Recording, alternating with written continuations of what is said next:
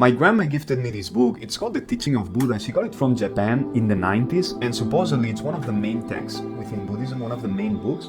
I just finished reading it and I really liked it. And there are 3 lessons, 3 things that I want to share with you on this video. Now, there's many of them, but there are 3 that I want to share that I'm actually going to draw. And the first one is what's called the middle way.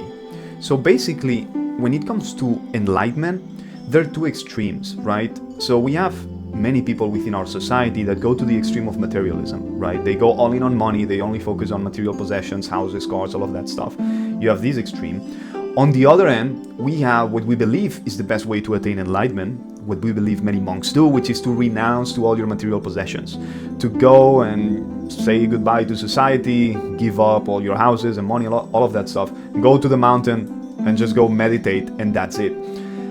But what the book says, what the Buddha says, is that the best way to attain enlightenment is the middle way, which is to find a balance between both things, right?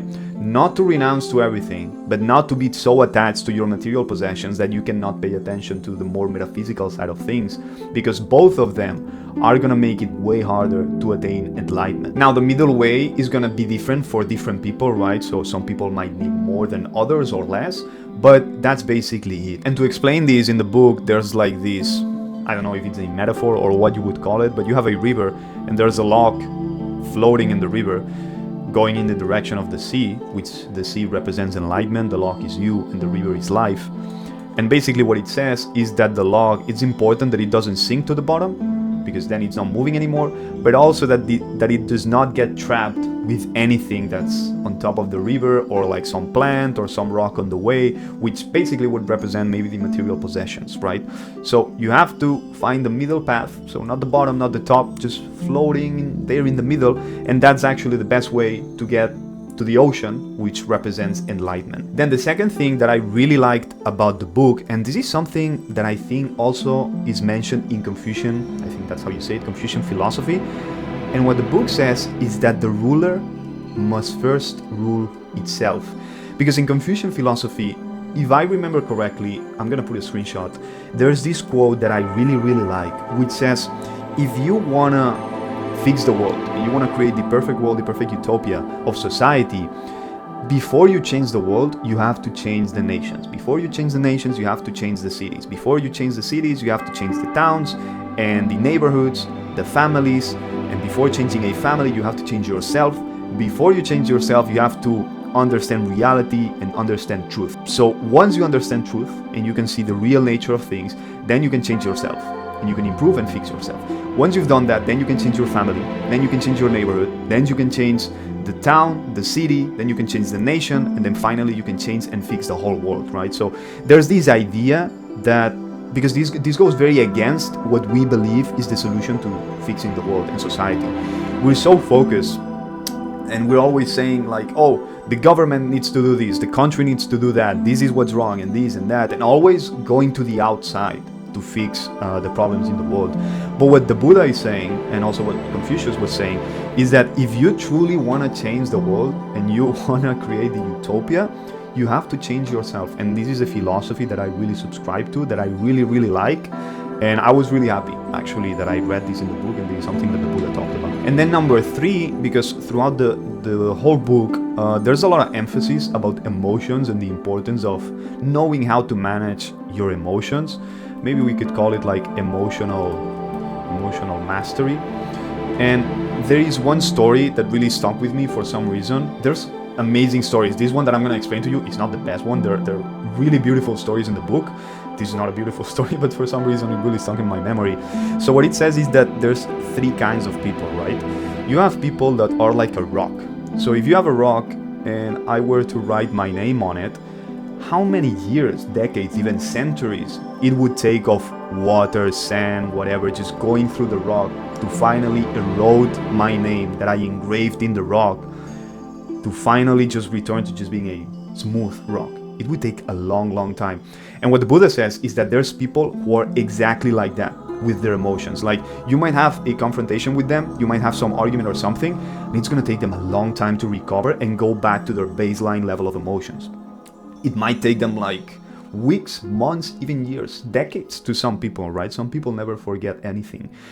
And then, so it says this one kind of people that obviously you should not be like that.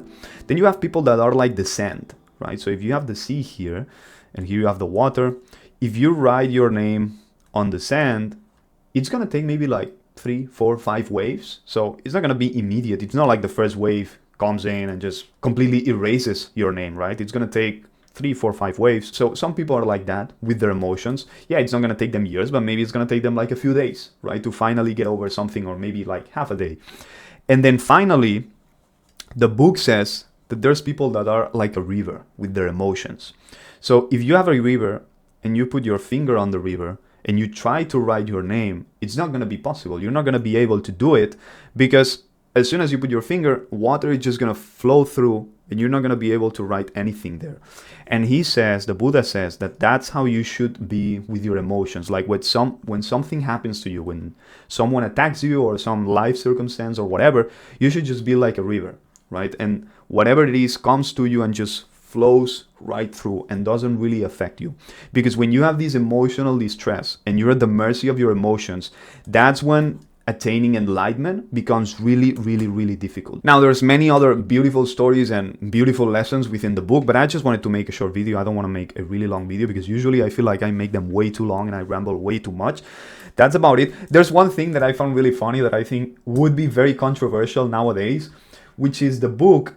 At some part, it says that it's way harder for women to attain enlightenment. And the reason it says that, I can actually find it in the book.